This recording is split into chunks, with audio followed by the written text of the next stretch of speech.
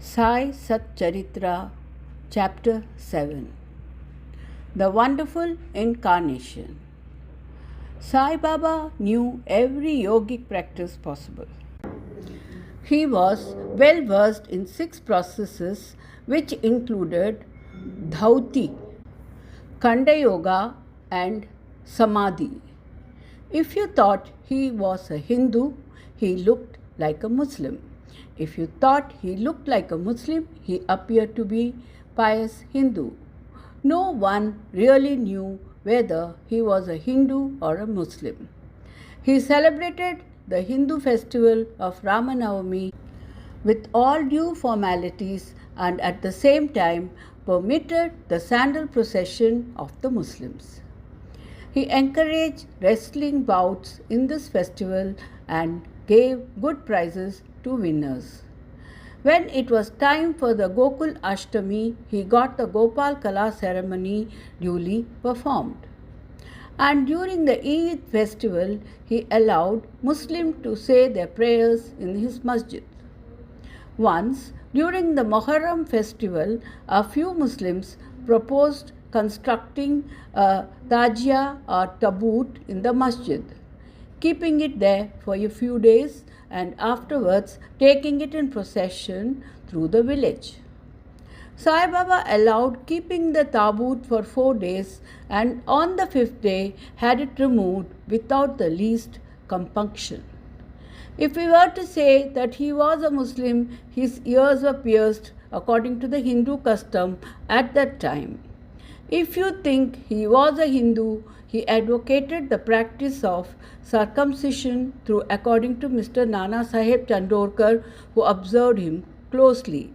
Baba was not circumcised. If you call him a Hindu, he always lived in the masjid. If Muslim, he always had the duni burning there. He also allowed the following things which are contrary to Muslim religion: blowing of the conch, ringing of bells, oblation to the fire, bhajan and worship of Baba's feet with water. If you think that he was a Muslim, the best of Brahmins, forgetting their orthodox ways, fell prostrate at his feet. Those who went to find out about his origins were dumbfounded and were captured by his darshana. Thus, no one could discern whether Sai Baba was a Hindu or a Muslim. This is not surprising, for he who completely surrenders himself to the Lord and gets rid of his egoism and body consciousness thus becomes one with him. Therefore, he has nothing to do with any question of religion. Sai Baba was such a being and saw no difference between religions or between beings. He ate meat and fish with fakirs but did not grumble when dogs tried to eat from his dish. Sai Baba was such a unique and a wonderful incarnation. An account of the merits in my past birth, I had the good fortune to sit at his feet and enjoy his divine company. The joy and delight I derived therefrom was incomparable. In fact, Sai Baba was pure divine bliss and consciousness. I cannot sufficiently describe his greatness and uniqueness. He who took delight at Baba's feet was established in his own self. Many sannyasis, sadhakas, and all sorts of men aspiring for salvation came to Sai Baba. He always walked, talked, and laughed with them and always said the words, Allah Malik. God is the sole owner. He never liked discussions or arguments. He was always calm and controlled, though irritable at times.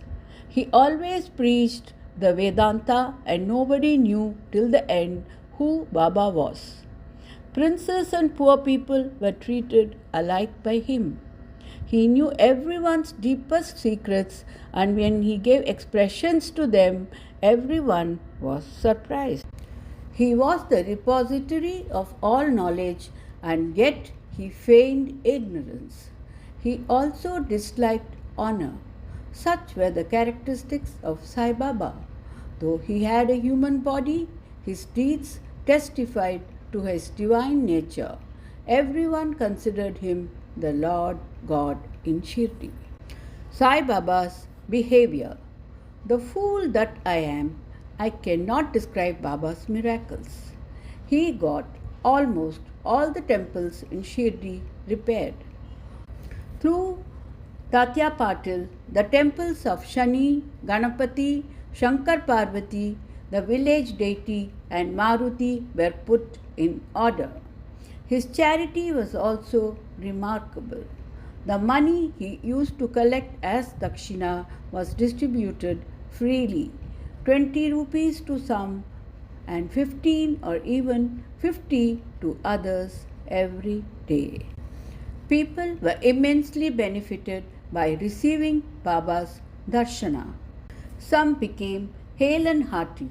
Wicked people were turned into good ones. Leprosy was cured in some cases, while some blind men got back the sight, without any drops of medicine being put in their eyes. And lame ones were able to walk. Nobody could see the end of his extraordinary greatness. His fame spread far and wide, and pilgrims from everywhere flocked to Shirdi. Baba sat near the Dhuni and always meditated. He used to tie a white turban on his head and wore a clean white dhotar around his waist and a shirt on his body. This was his dress in the beginning.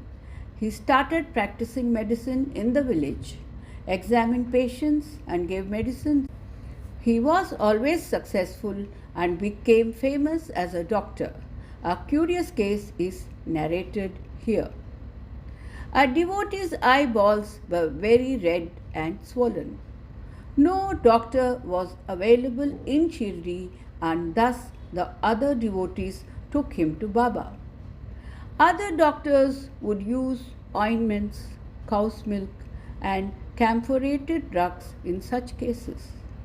Baba's remedy was quite unique.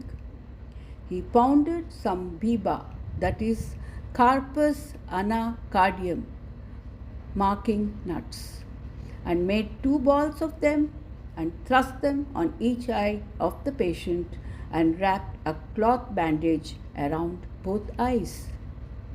The next day the bandage was removed and water was poured over them in a stream. The inflammation had subsided and the pupils had become white and clear. Though the eyes were very delicate, the biba caused no smarting but removed the disease of the eyes. Many such cases were cured, and this is only an instance in point. Baba's yogic practices. Baba knew all the processes and practices of yoga.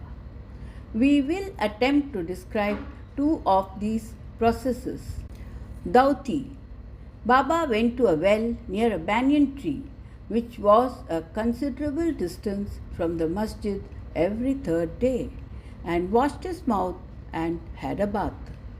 On one occasion, he was seen vomiting out his intestines, cleaning them and placing them on a tree to dry. There are persons in Shirdi who have actually seen this and have testified to this fact. Ordinary dhauti is done using a moistened piece of linen 3 inches broad and 22.5 feet long. This piece is ingested and allowed to remain in the stomach for about half an hour and is then taken out. But Baba's dhauti was quite unique and extraordinary. Khanda Yoga. In this practice, Baba extracted various limbs from his body and left them separately at different places in the masjid. Once a gentleman went to the masjid and saw Baba's limbs lying separately at different places. He was terrified and he first thought of running to the village officers and informing them of Baba being hacked to pieces and murdered. He thought that he would be held responsible as he was the first informant and thus knew something of the affair. So he kept silent. But the next day, when he went to the masjid, he was very surprised to see Baba hale, hearty, and sound. He thought that what he had seen the previous day was only a dream. Baba practiced yoga from a very early age, but nobody knew the proficiency he had attained. He charged no fees for his cures, became renowned and famous by virtue of his merits, and gave health to many poor and suffering persons. This famous doctor of doctors did not care for his own interests, but always worked for the good and welfare of others, sometimes suffering unbearable and terrible pain in the process. One such instance is given below, and it will show the all-pervasive and extremely merciful character of Sai Baba. Baba's all-pervasiveness and mercy. In the year 1910, Baba was sitting near the Duni on Diwali day and warming himself. He was pushing firewood into the Duni, which was burning brightly. A little later, instead of pushing lots of wood, Baba pushed his arm into the Duni. The arm was burnt immediately. This was noticed by the servant Madhava and also by Madhavrao Deshpande. They at once ran to Baba, and Madhavrao clasped Baba by his waist from behind and dragged him forcibly backward and asked, "Deva, why did you do this?"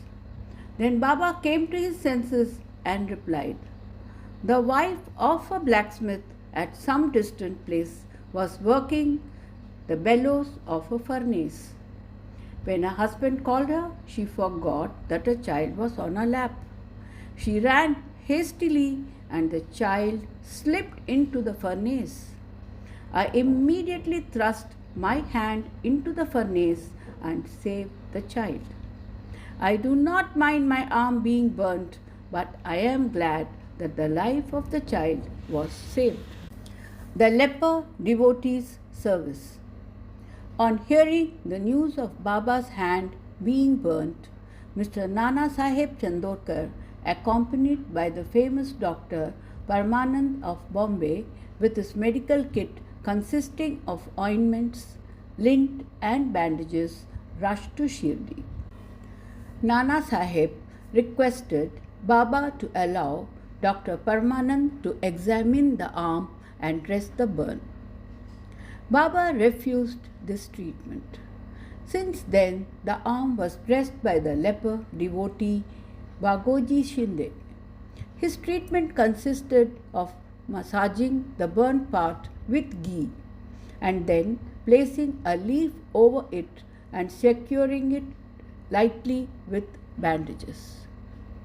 Mr. Nana Saheb Chandorkar asked Baba many a times to unfasten the bandages and have the wound examined, dressed and treated by Dr. Parmanand so that it would heal quicker.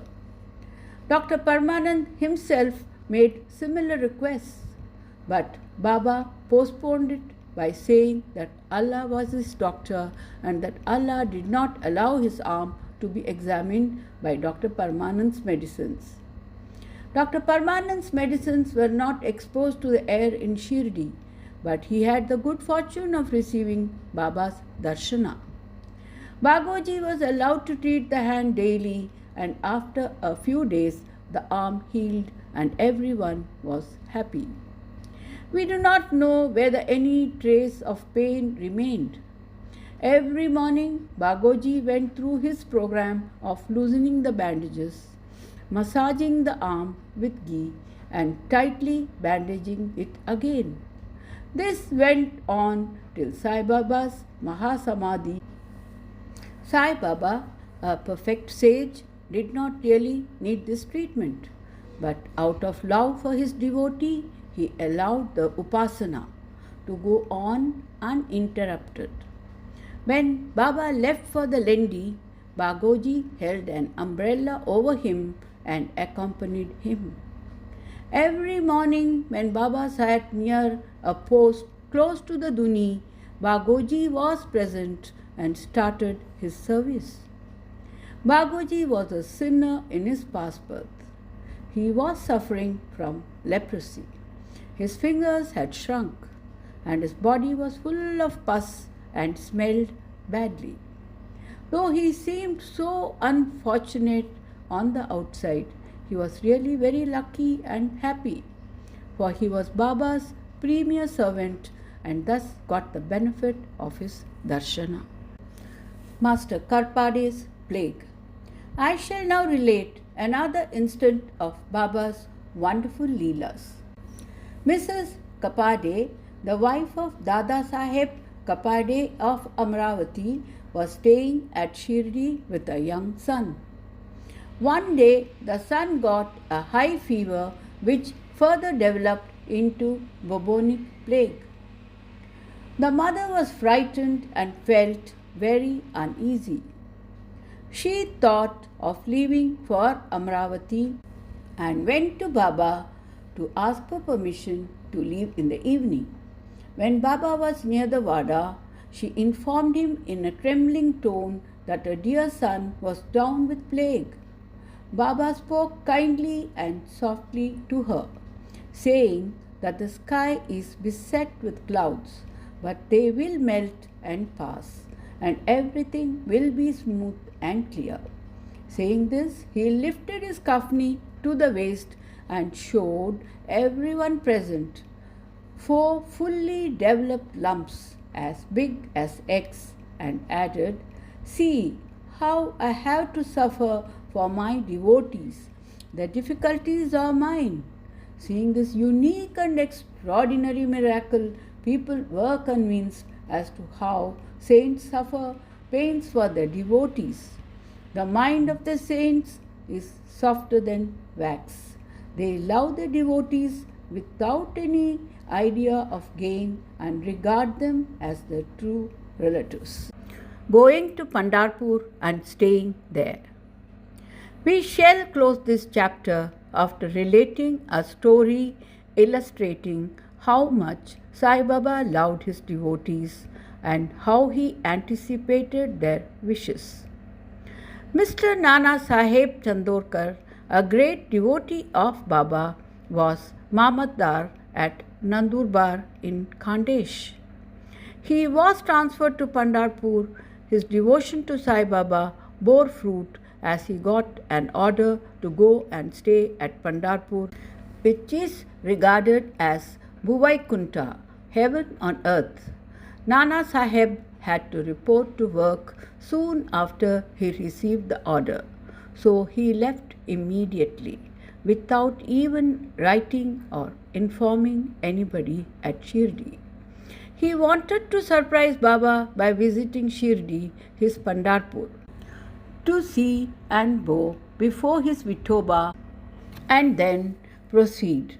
Nobody dreamt of Nana Saheb's departure for Shirdi, but Sai Baba knew all about this as he was omniscient. As soon as Nana Saheb approached Neemgaon, a few miles from Shirdi, there was a stir in the masjid at Shirdi.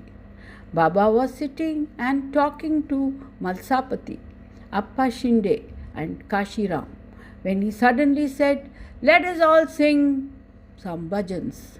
The doors of Pandhari, the Pandharpur Maharaj, are open.